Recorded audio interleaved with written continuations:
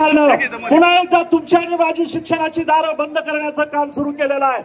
पटसंख्येचं नाव सांगून गावागावच्या खेडेपाड्यातल्या डोंगरातल्या सगळ्या शाळा बंद करण्याचं काम सुरू झालंय। महाराष्ट्रामध्ये 17,000 शाळा बंद होतील असं जाहीर घोषणा केलेली आहे। आणि म्हणून हे सगळं जर हाणून पाडायचं असेल तर आपल्याला शशिकांत शिंदे साहेबांना निवडून द्यावं लागेल। तुमचा आणि माझा शेतकऱ्याचा मुलगा केव्हाही तुम्हाला मला भेटू शकणारा अशा पद्धतीचे शशिकांत शिंदे साहेबांचं नेतृत्व, माथाडीचं नेतृत्व, सर्वसामान्य माणसाचं नेतृत्व निवडून देण्यासाठी शिंदे साहेबांची खून आहे। तुतारी वाजवणारा माणूस, तुतारी वाजवणाऱ्या माणसाच्या चिन्ह पुढील बटन दाबा आणि शिंदे साहेबांना, शरद पवार साहेबांना, राहुल गांधींना, खडगे साहेबांना सगळ्यांना या ठिकाणावरच निवडून द्या अशी जाहीर विनंती करतो, आवाहन करतो आणि माझं भाषण थांबवतो। जय हिंद, जय महाराष्ट्र। या सभेच्या निमित्तानं सन्माननीय तेजस दादा आणि मित्रांनो आणि वाई तालुक्यामध्ये सभा होत असताना आपली रानू अक्का म्हणजे आपल्या अश्विनीताई सुद्धा या व्यासपीठावरती आहेत। एकदा जोरदार टाळी झाली पाहिजे आपल्या रानू अक्कासाठी। पवार साहेबांच्या विचारानं शिंदे साहेबांना दिल्लीमध्ये पाठवण्यासाठी, आपल्या भावाला साथ देण्यासाठी आमची रानू अक्का आली। अक्काला माझी विनंती आहे, एकदा हात वरती करून आपण अभिवादन करावं आपल्या वाई तालुक्यातील जनतेला। आणि अतुल दादा या ठिकाणी आपलं मनोगत व्यक्त करतात, संतोषजी बाबा आपलं मनोगत व्यक्त करतात। 2च मिनिटांमध्ये आपण आपलं शुभेच्छा द्यायची। या प्रचार सभेच्या निमित्तानं आपल्या सर्वांचे नेते, महाराष्ट्राचा बुलंद आवाज आदरणीय शरदचंद्रजी पवार साहेब येत आहेत। आपण सर्वांनी हात वरती करून घोषणा द्यायची आहे, पवार साहेब तुम आगे बढ़ो, पवार साहेब तुम आगे बढ़ो। हात वरती करायचे, जरा घोषणा दिल्यानंतर उत्साह आला पाहिजे। शिवरायांचे मावळे आपण, सह्याद्रीची माती आपली आणि या सह्याद्रीचा वाघ महाराष्ट्राला पुन्हा एकदा गवसणी घालतोय। आपण सर्वांनी जोरदार टाळ्यांनी पवार साहेबांचं स्वागत करत असताना बोला भारत माता की, भारत माता की। आदरणीय पवार साहेब तुम आगे बढ़ो। हात वरती करायचे, हात पाठीमागे सगळे। पवार साहेब तुम आगे बढ़ो। आदरणीय शरदचंद्रजी पवार साहेब तुम आगे बढ़ो। आदरणीय शशिकांत शिंदे साहेब तुम आगे बढ़ो। आदरणीय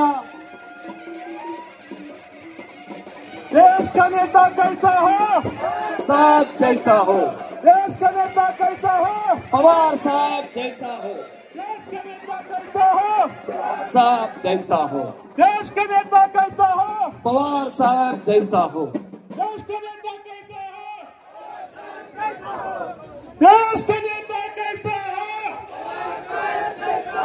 एकदा जोरदार टाळी झाली पाहिजे आदरणीय पवार साहेबांसाठी।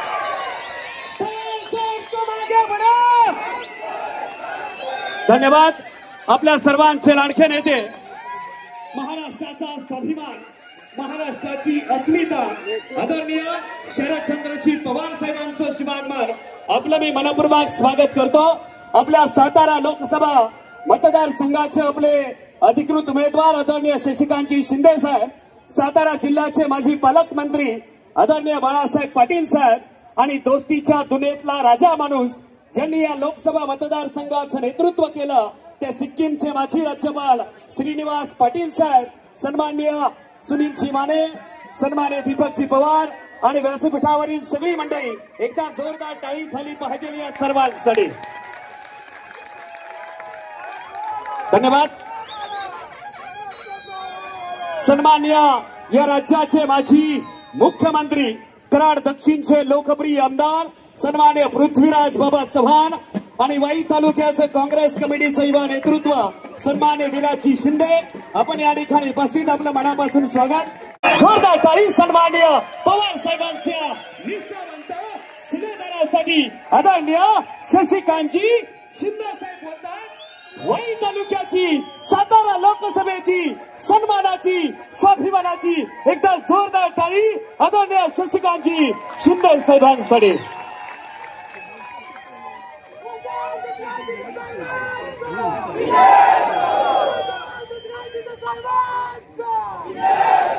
साहेब आपल्याला एक विनंती आहे.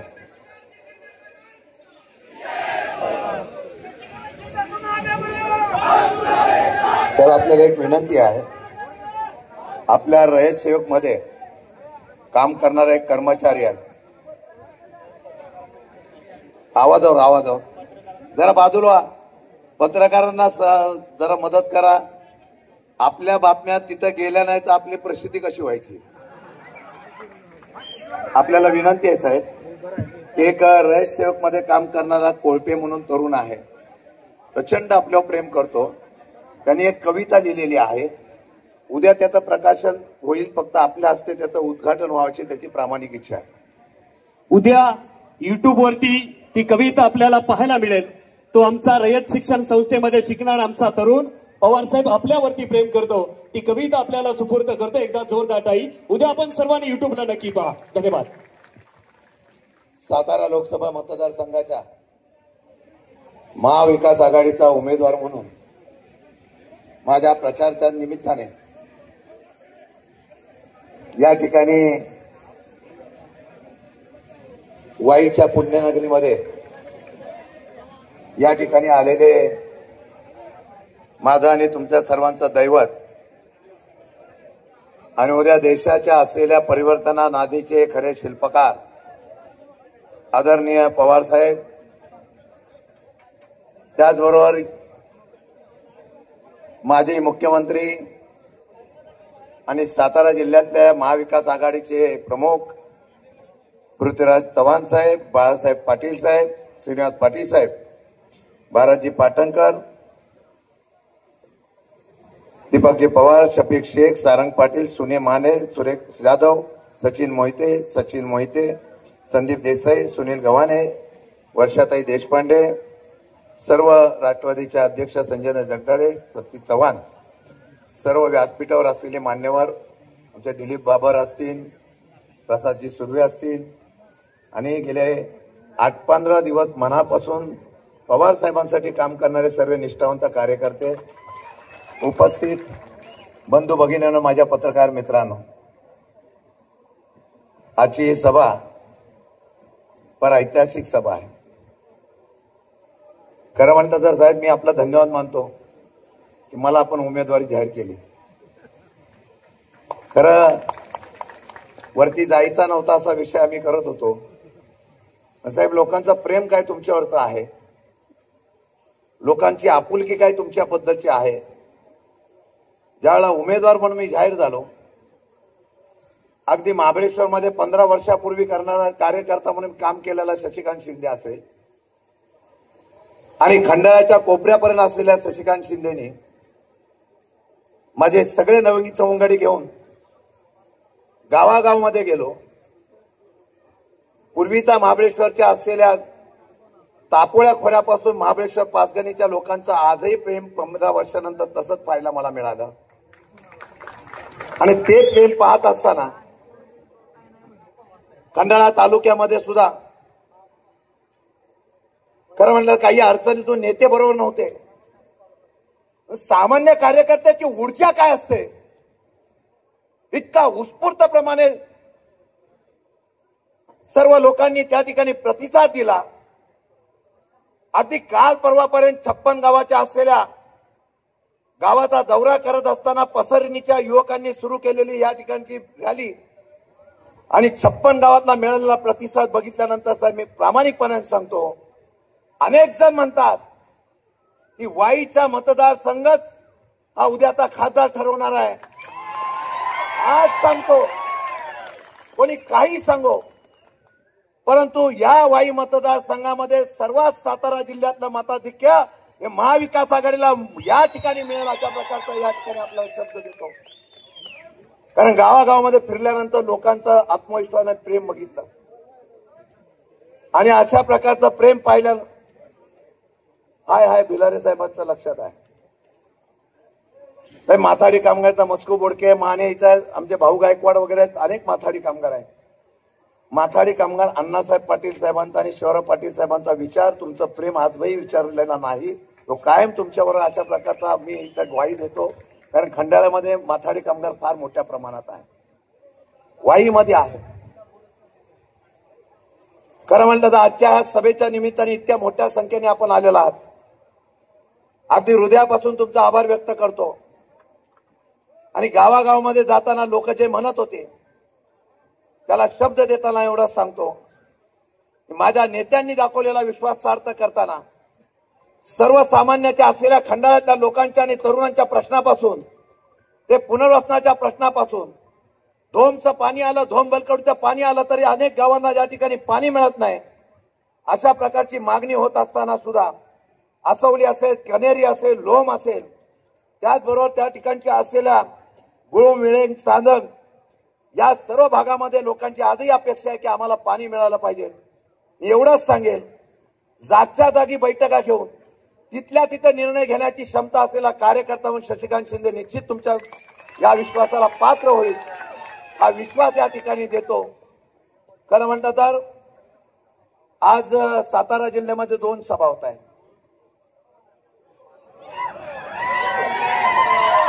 एक कराडला होते आणि एक या वाईमध्ये आपल्या असलेल्या नेत्याच्या उपस्थितीमध्ये होते. मी त्याच्यावरच येत होतो. त्या सभेत मी बोलणार नाही साहेब. मला खरं म्हणलं तर सांगावं लागेल, मला समोर उमेदवार भेटल्यामुळे आरती निवडणूक माझी सोपी झाली.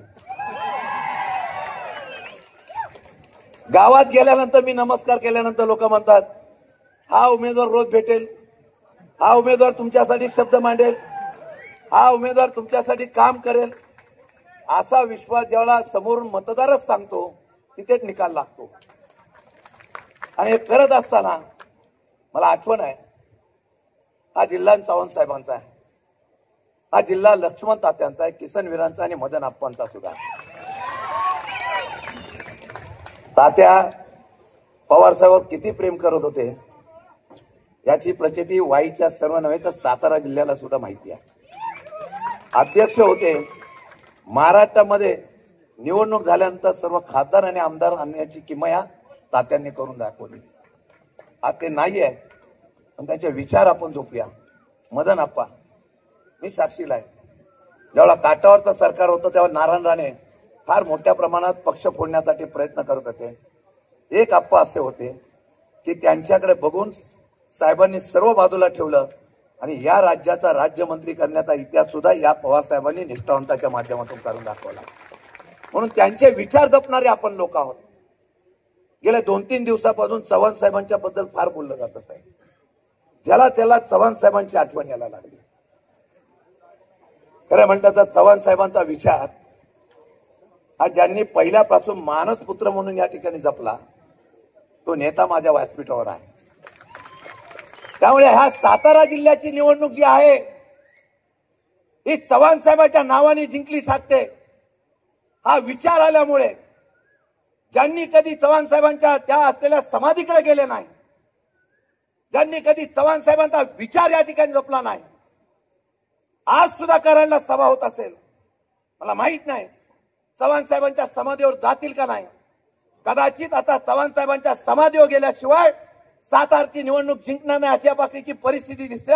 कदाचित जातील सुद्धा पण शेवटी चव्हाण साहेब आशीर्वाद देतील जे चव्हाण साहेबांच्या विचाराच्या नेत्या आणि चव्हाण साहेबांच्या विचाराच्या पाठीशी. म्हणून लढाई आहे. मग आजपासून निष्ठावंत बोललं जातं. निवडणुकीचं राजकारण लोकशाहीने व्हावं लागतं. निवडणुकीचं राजकारण मतदाने व्हावं लागतं. हल्ली मतदान होतं का नाही अशी शंका आहे. निवडणूक सुरू झाली की सुडाचं राजकारण सुरू होतं. महाराष्ट्रातल्या अनेक दिग्गज कार्यकर्त्यांना, चांगल्या ताकदवर कार्यकर्त्यांना, जे पवार साहेबांच्या पाठीमागे राहिले, जे काँग्रेसच्या विचाराच्या पाठीमागे राहिले, जे शिवसेनेच्या विचाराच्या पाठीमागे राहिले, अशा सर्व मंडळींना कालपर्यंत त्या ठिकाणी त्रास देण्याचा प्रयत्न होता. कारण त्यांना कळलं ही मंडळी हल्ल्याशिवाय आपण महाराष्ट्र जिंकू शकत नाही. आणि मग अशा प्रकारचा प्रयत्न अगदी सोलापूर पासून साताऱ्याला होतोय. मी तर त्या दिवशी सांगितलेलं आहे. ते आमचे लोकवृत्तचे पत्रकार बसलेले आहेत. त्यांनी सांगितलं की लगेच शशिकांत शिंदेना कधी अटक होऊ शकते. माझा जीव मी साहेबांसाठी दिलेला, मी अटकेला कधी घाबरत नाही. त्यामुळे समोर जायचं, जे होईल त्याला समोर जायचं. पण तुम्हाला मी सांगतो, ते जे आहेत ना समोर, ही सामान्य जनता आहे. त्यांना या महाराष्ट्रामध्ये झालेलं राजकारण सुद्धा खपलं नाही. या महाराष्ट्रामध्ये झालेला फोडाफोडीचा पक्ष सुद्धा खपला नाही. आणि या महाराष्ट्रामध्ये आलेली हुकुमशाही सुद्धा खपली नाही. मी आपल्याला एवढीच विनंती करेन, सगळ्या जनतेला आणि माझ्या लोकांना विनंती करेन, एक इतिहास घडवायचा आहे. कोणी नेता नसताना आता आमच्याकडे अध्यक्षपासून सगळे उभे राहिले. आम्हाला वाटलं खुर्चीवर कोण बसा भेटेल का नाही. इतकी गोरची म्हणजे आता विश्वनाथ सकपाळ पवार साहेबांचे निष्ठावंत साहेब त्या ठिकाणी प्रभाकर आलेले आहेत. इतके निष्ठावंत साहेब आजही तुमच्यावर प्रेम करणारी माणसं आहेत. आणि साहेब प्रभाळे वगैरे साहेब सकाळपासून दिवसभर सकाळी 9ला बाहेर निघतात आणि रात्रभर फिरत बसतात. अशी निष्ठावंताची फौज तुमच्या आजही आमचे स्वातंत्र्य सैनिक आहेत. प्रचंड फिरतायत, इतिहास घडवण्याच्या बाबतीमधला निर्णय घेत आहेत. आणि तशा पद्धतीचं काम करणारा आमचे रमेश गायकवाड ते प्रसाद सुर्वे असतील, काही असो, सगळे काम करतायत. आणि सर्वात महत्वाचं म्हणजे साहेब, या वाई मतदारसंघामध्ये समोर बसलेली माणसं तुमच्यावर जीवापाड प्रेम करतायत. हीच आजची उपस्थिती पोचपावती आहे. आणि म्हणून आम्ही काळजी करत नाही. मी तुम्हाला विनंती करणार आहे, 7 तारखेला निवडणूक होणार आहे. आता 29 तारीख आहे. आता काही लोकांना फोन यायला सुरू झालेले आहेत. काही प्रेमाने सांगतात का नाही.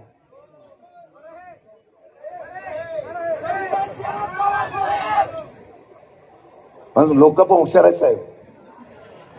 वाड्यावर जाऊन भेटून येतात, नंतर सांगतात आपल्याला करायचं तेच करायचं. प्रकाश पाटील हा महाबळेश्वरच्या सगळ्या नगरसेवकांनी सगळ्या प्रामाणिक लोकांचं पण आभार मानतो. साहेब सर्वात नितीन बेलारी येऊन भेटले, नानासाहेब कासुर्डे आहेत, सगळे आहेत. सगळ्यांची नावं घेतली तर माझा भाषणाचा वेळ साहेबांचा निघून जाईल. आहेत सगळे. साहेब बाळासाहेब भिलारेंचा उल्लेख करतो साहेब. मला आठवत आहे DM बावळेकर सगळे आहेत. 1999 साली पवार साहेबांच्या पाठीमागे जेवढी बैठक पहिली झाली महाबळेश्वरला, त्यामध्ये सातारा जिल्ह्यामध्ये लक्ष्मण तात्या होतेच, पण बाळासाहेब भिलारे सुद्धा प्रामाणिकपणाने पाठीमागे राहिले. आज तेच विचार घेऊन आपण पुढे जाऊया. एक इतिहास घडवायचा आहे. अगदी तापोळच्या कांदाची खोऱ्यापासून आलेल्या लोकांनी, खंडाळ्याच्या असलेल्या लोकांनी, सगळ्यांनी वाईच्या लोकांनी एक इतिहास घडवायचा आहे. मतपेटीच्या वेळेला जेव्हा आपण मतदानाला जाऊ, कोणी काही करायचं करून द्या, पण समोर असलेल्या सर्व लोकांना विनंती करेल, 7 तारखेपर्यंत एवढं काम करा. 7 तारखेपर्यंत एवढं काम करा. अंडर करंट आहे, त्याला स्फोट होऊन द्या. प्रचंड अंडर करंट आहे, प्रचंड अंडर करंट आहे. तो अंडर करंट या ठिकाणी त्याचा स्फोट होऊन द्या आणि त्या शॉक मध्ये महायुती कोसळून द्या, एवढी तुम्हाला विनंती करणार आहे. साहेब खंडाळ्यामध्ये औद्योगिक क्षेत्र वाढलं. माझी तरुण तसेच आहे.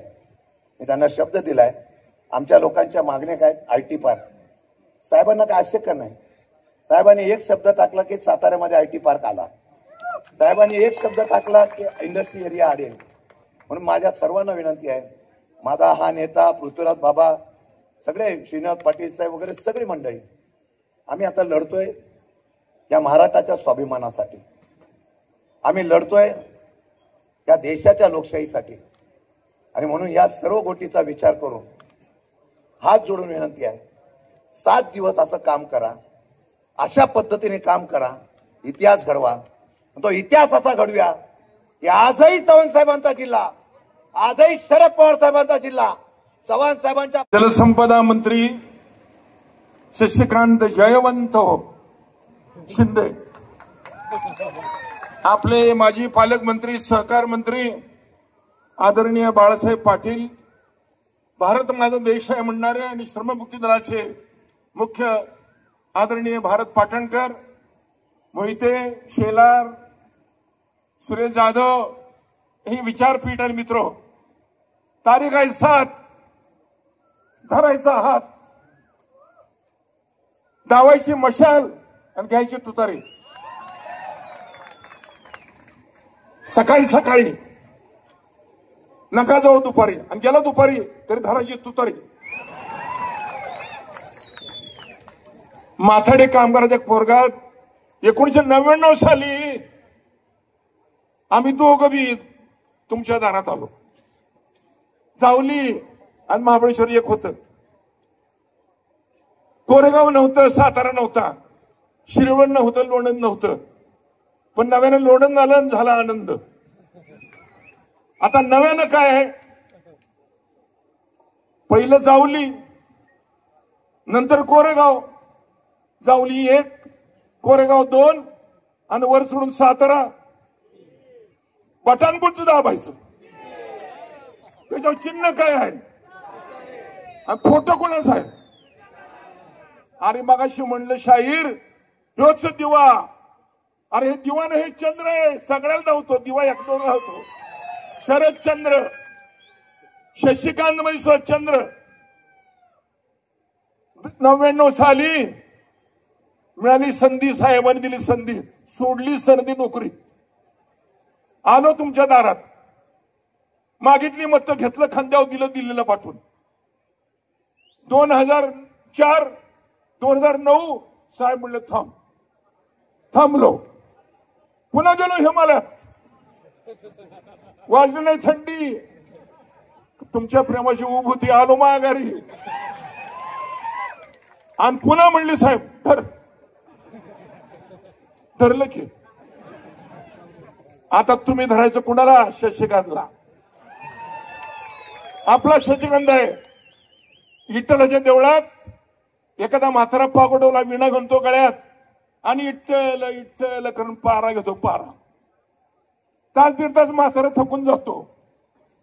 कोणाची तरी वाट बघतो, मग पारा असतो पुढच्या 10 वर्षाच्या पोराचा. शशिकांत मला लहान आहे, 25 वर्ष पारा केला मी, त्याचा 3 वेळा. आता ही विणा शशिकांतच्या गळ्यात. गळ्यात विणा घालताना म्हातारा पागोडं काढतो आणि त्या पोराच्या पाया पडतो. पोरगा आपली टोपी काढतं आणि म्हाताराच्या पाया पडतं. आता माझी सातारा जिल्ह्याची राष्ट्रवादी शरदचंद्र पवार पार्टीची विणा शशिकांतच्या गळ्यात. आता तळ्यात नाही, मळ्यात नाही, घातली विणा गळ्यात. झाल्या गर्दी, पण सगळे आहे गर्दी. इसरायचं नाही, आपली तुतारी दिसली पाहिजे. एखाद्या दहाने बटन दाबायचं, माघारी विचारायचं कोणचं दाबलं बटन? तुतारी. मराठी पाऊल पडते पुढे, वाजती तोफांचे चौघडे. याच होमगावच्या जन्मभूमीत जावली नेतृत्वगणा वरदानी रामापासून पसरणीच्या घाटातून प्रतापगडला 1659 साली इतिहास घडला. संभाजी महाराज 2-2.5 वर्षाचे होते. 1659, 365 वर्ष झाली तो इतिहास घडला, असं मगाशी भारत पाटकर म्हणले. 7 मे 2024 आणि 4 जून 2024. गालागाडी, नका धडधडी, लावा फाडी आंब्याच्या. आपलाच माणूस शशिकांत, धरा त्याची तोतरे हातात, वाजवा दमदार, कारण आपल्या मागे पवार. धन्यवाद. धन्यवाद.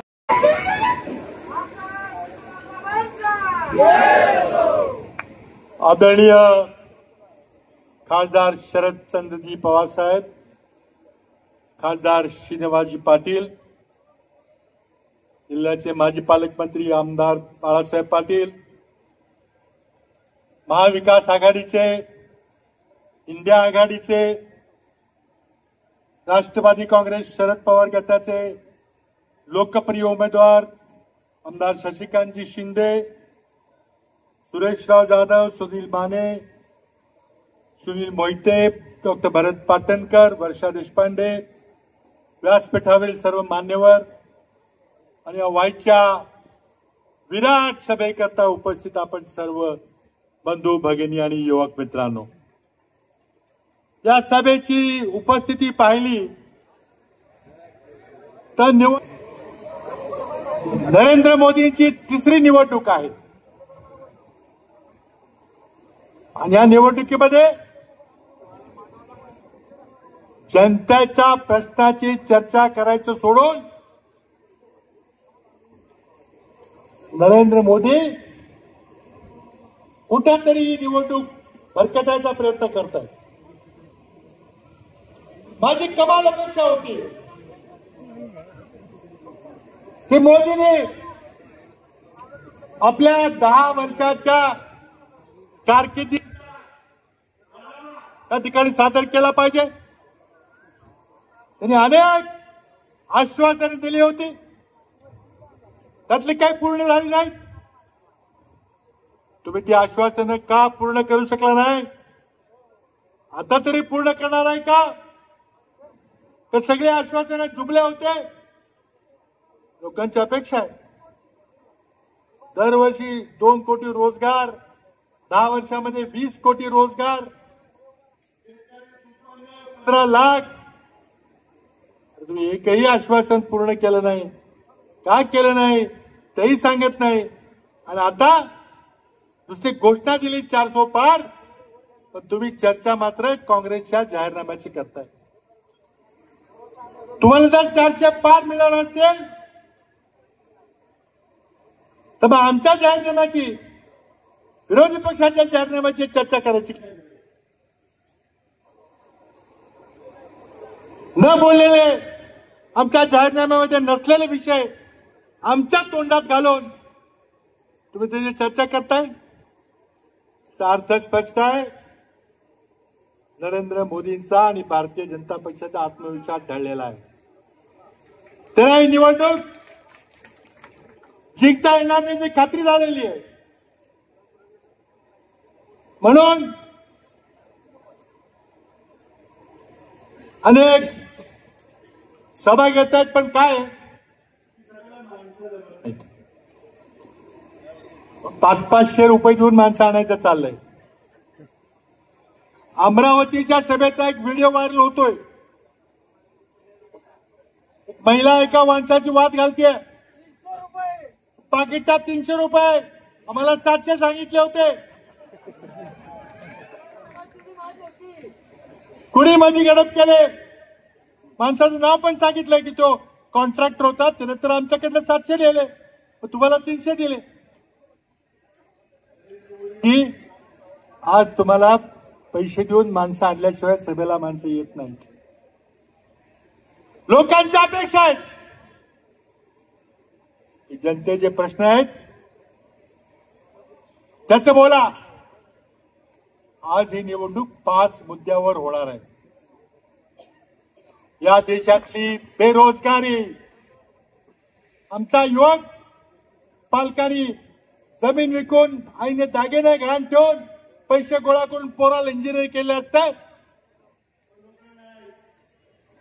इंजिनियर पोरांना पिझ्झा डिलिव्हरीचं काम करावं लागतंय पुण्यात. नोकऱ्या नाही, कारण नरेंद्र मोदींनी अर्थव्यवस्थेचं वाटोळं करून टाकलंय. आज नरेंद्र मोदी सांगतात की आमची अर्थव्यवस्था 5व्या क्रमांकाची झाली. आम्हाला अभिनव आहे. या देशातील कष्टकरी जनतेने, शेतकऱ्यांनी, कामगारांनी या देशाला 5व्या क्रमांकावर नेलंय. पण मी आपल्याला सांगतो, नीट ऐका, तर या देशाचा विकास या गतीनं डॉक्टर मनमोहन सिंग आणि शरदचंद्रजी पवार हे 2004 ते 14 पर्यंत केंद्रीय मंत्रिमंडळात होते. त्या मंत्रिमंडळानं जो देशाचा विकास केला, मोदीजी तुमच्या 10 वर्षात जर त्या गतीनं विकास झाला असता तर आज आपला देश 3ऱ्या नंबरवर असता. 5व्या नाही, 3ऱ्या नंबरवर असता. तुमच्या नेतृत्वाखाली अर्थव्यवस्था मंदावलेली आहे, विकास दर घसरलेला आहे, म्हणून नोकऱ्या नाहीत. आणि मोदींना सरकार चालवायला भरमसाठ कर्ज काढावं लागतंय. मग आणि आमच्या अश्विनीताईंनी तुम्हाला आकडे सांगितले, तिप्पट कर्ज करून ठेवलंय, तरी बी देश चालत नाही. पगार द्यायला पैसे नाहीत, पेन्शन द्यायला पैसे नाहीत, भरमसाठ कर लावलाय. पेट्रोल डिझेल गॅसवर 32 लाख कोटी रुपये नरेंद्र मोदींनी डिझेल पेट्रोल गॅसच्या कर लावून गोळा केले, तरी बी भागत नाही. म्हणून मग नेहरूंनी इंदिराजींनी सुरू केलेले सरकारी कारखाने विकायचे चाललेले आहे. अगदी आपल्या घरातल्या राणीचं मंगळसूत्र जेव्हा घाण ठेवायची पाळी येते तशी पाळी आज देशावर आलेली आहे. भारताचं 14 लाख सैन्य आहे, पण सैन्याचा पगार आणि पेन्शन द्यायचं मोदीला अवघड झालंय.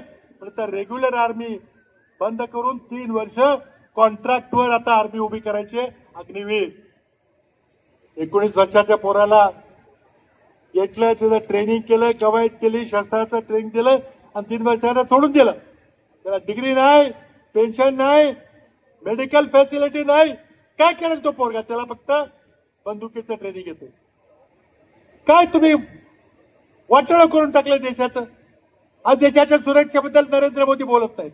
चीननं 4000 वर्ग किलोमीटर आपला भूभाग लडाख मधला व्यापलेला आहे. आणि नरेंद्र मोदी म्हणतात नाही ते काय आत आले, त्यांनी काय जमीन घेतली नाही. उपग्रहाचे फोटो दाखवत आहेत.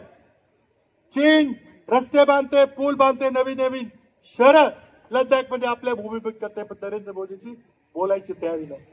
आता हे अग्निवीर कॉन्ट्रॅक्टचे 3 वर्षात शिकवलेले लोक चीनचा मुकाबला करणार आहेत. मित्रांनो, दुसरा प्रश्न आहे शेतकऱ्यांच्या परिस्थितीचा.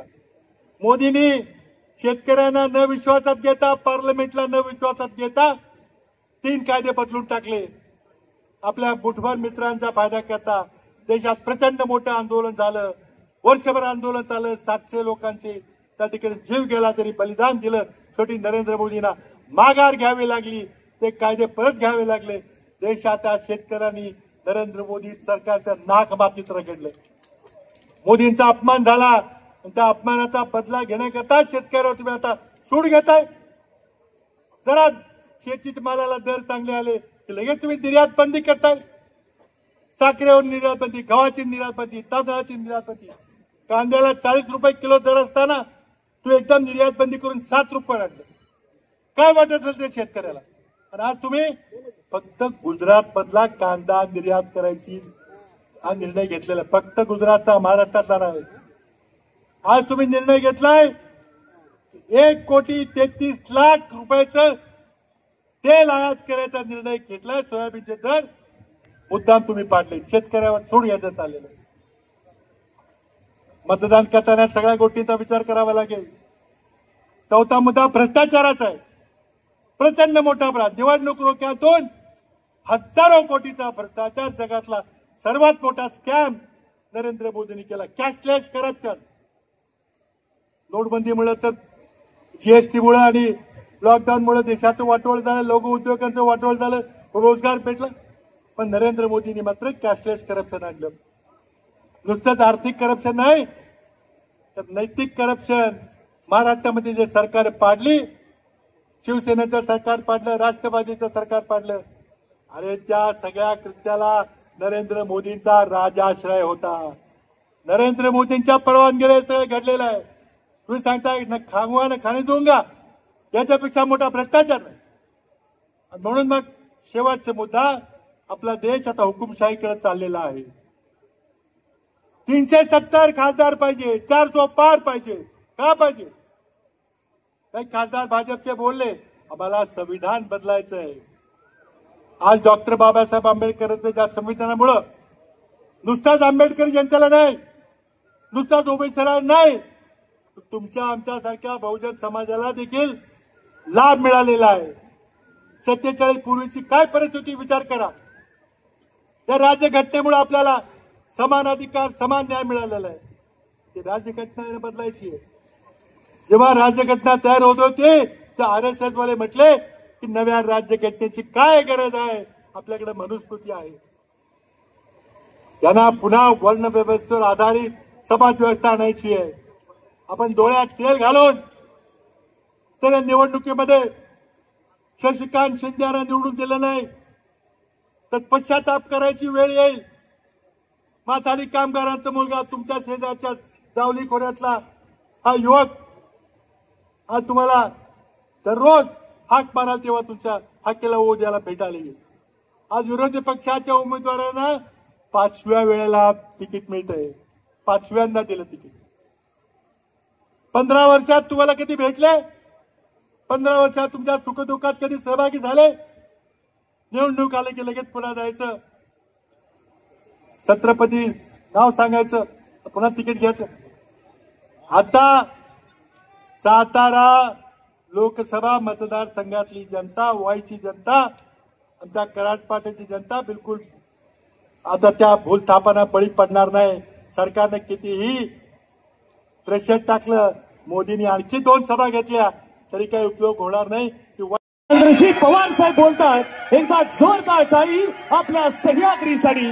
पवार साहेब ना थकला हा महाराष्ट्राचा वाद, महाराष्ट्राच्या स्वाभिमानासाठी तेवढ्याच ताकदीनं उभा राहिला ते आदरणीय पवार साहेब बोलतात. एकदा हात वरती, जोरदार टाळी आदरणीय पवार साहेबांसाठी.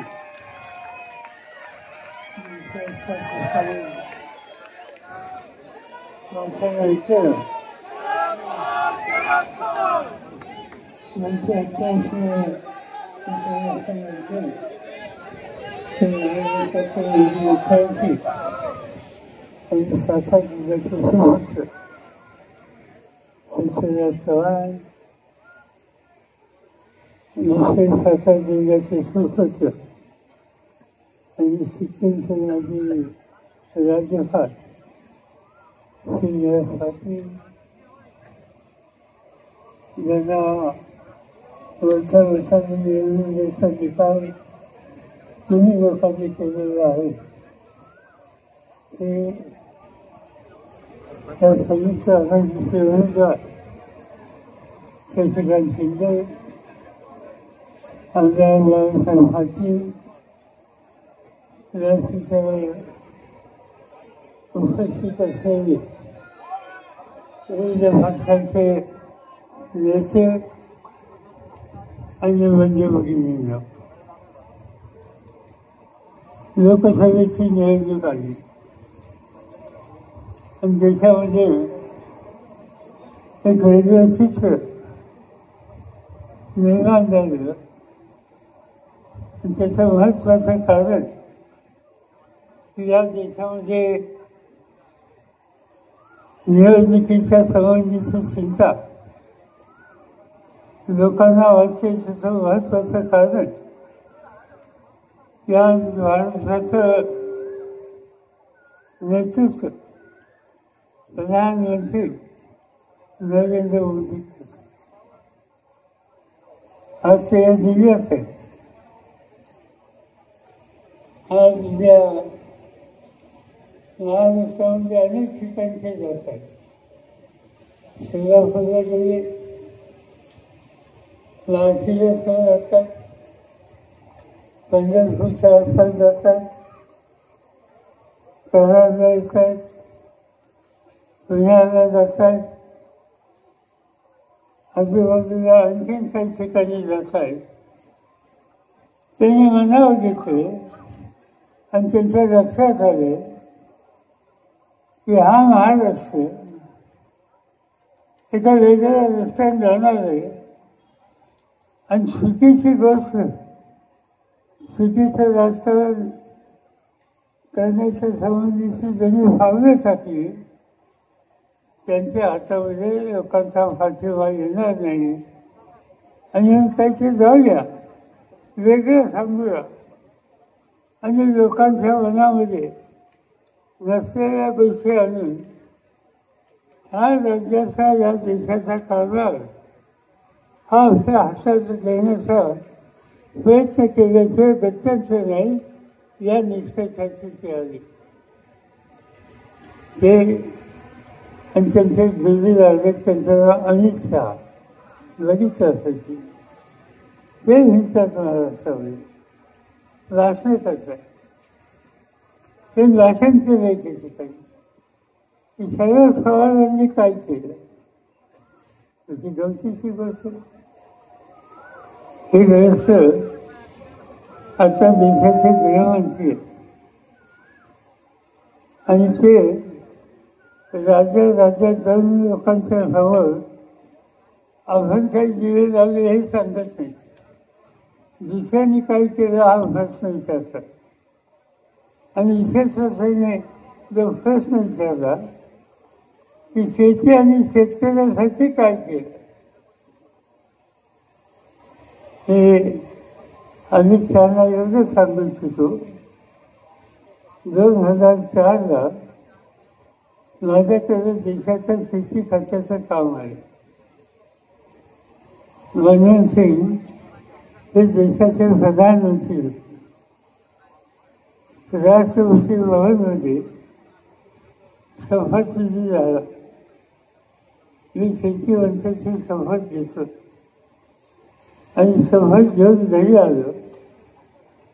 एक फाईल घेऊन एक अधिकारी माझ्याकडे आले. मी आत्ता शपथ घेतली, कशी फाईल आली. त्यांनी सांगितलं की देशाचं गव्हाचा संसार हा 3 आठवडे फुले एवढाच आहे.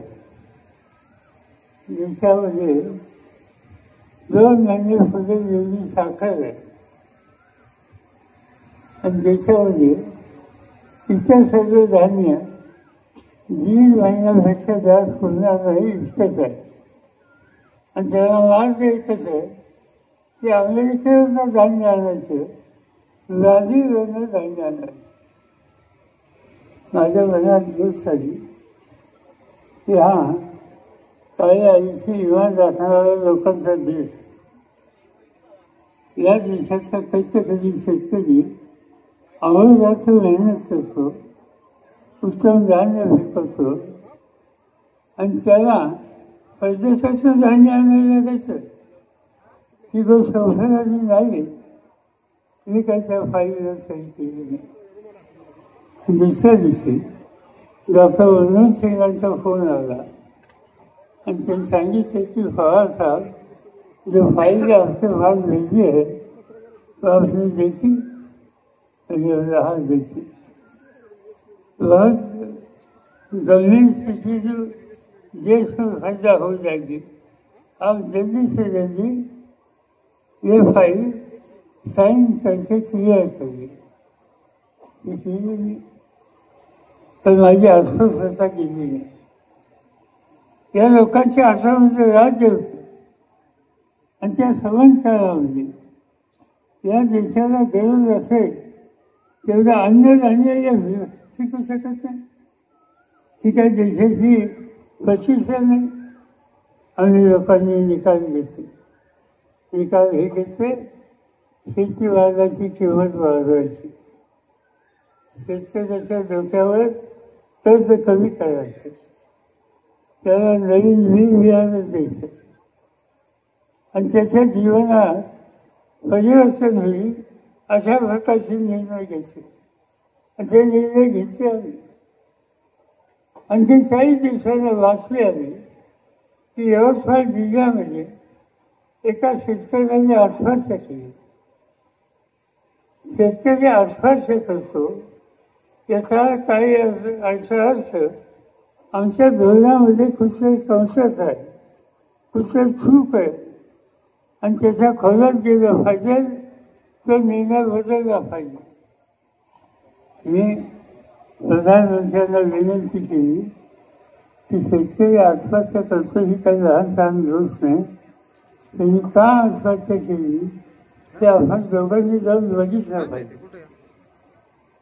काही चुका असतील आपल्या त्याचं दुरुस्त केलं पाहिजे. दुसऱ्या दिवशी आम्ही यवतमाळला गेलो.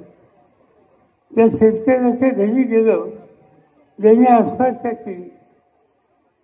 त्याची पत्नी माऊली 11 वर्षी रडत होती. मी तिला समजावलं, तिला विचारलं की घरामध्ये किती लोक आहेत. तिने सांगितलं एक मुलगा आहे, तो 10वीला शिकतो आणि एक मुलगी आहे तिचं लग्न ठरलं. तिला झालं काय आत्महत्या करायला. त्यांनी सांगितलं की खाजगी सावकाराचं 20,000 रुपयाचं कर्ज होतं आणि ते कर्ज त्याचं आलं नाही. सावकार घरी आला आणि घरची घराची वाहिली. आपल्या परिसरातील बातम्या पाहण्यासाठी आजच आमच्या सत्यशोधक महाराष्ट्र न्यूज चॅनलला यूट्यूबवर सबस्क्राईब करा आणि बेल आयकॉन प्रेस करा.